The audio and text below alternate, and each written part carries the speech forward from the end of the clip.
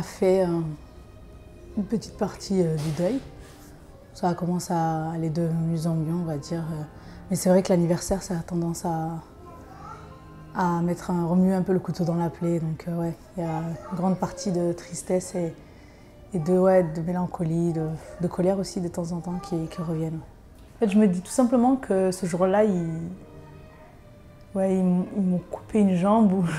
Ouais, c'est ça, quoi. Ils m'ont coupé une jambe, ils nous ont fait tomber. Clairement, ils nous ont fait tomber. Donc voilà, pour moi, à la même date, je me relève. C'est tout simplement ça.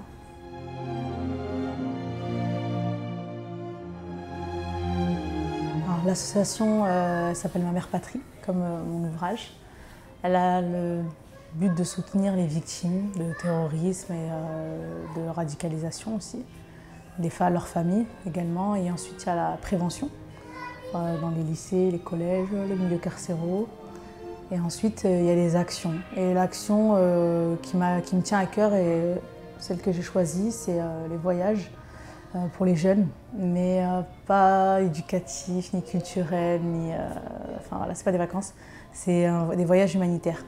Pourquoi? Parce que ce que je veux, c'est que les jeunes en fait se rendent compte à quel point ils ont déjà bon pour une richesse intérieure, parce que le fait de partager, etc., c'est très important, mais surtout pour qu'ils se rendent compte en fait de la chance qu'ils ont ici en France, d'avoir l'école gratuite, d'avoir des aides, d'avoir toutes ces choses, tous ces moyens mis en place par la République pour qu'ils puissent étudier et qu'ils ont eux aussi leur chance. Peut-être qu'ils doivent redoubler d'efforts dans certains milieux, mais n'empêche que c'est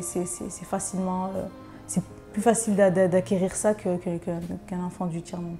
Ils sont français en fait, comme moi, ils sont français comme comme nous tous, quoi. Donc ils n'ont peut-être pas forcément les moyens, on va dire, ils n'ont peut-être pas forcément des moyens comme les jeunes des beaux quartiers, etc. Mais ils ont quand même des moyens pour étudier, etc.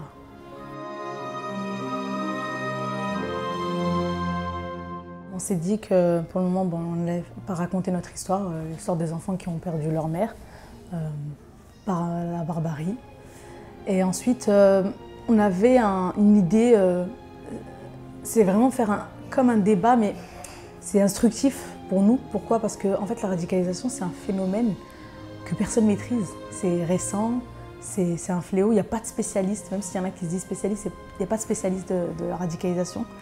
Donc quelque part, moi, ce qui m'intéresse, c'est aussi de poser des questions en fait, à ces jeunes, dans tous les milieux, essayer de faire un dialogue pour en savoir plus, pour ma base de données personnelle, on va dire, mais vraiment pour savoir comment ces gens-là essaient d'axer un peu ça, essayer de trouver un peu le pourquoi du comment.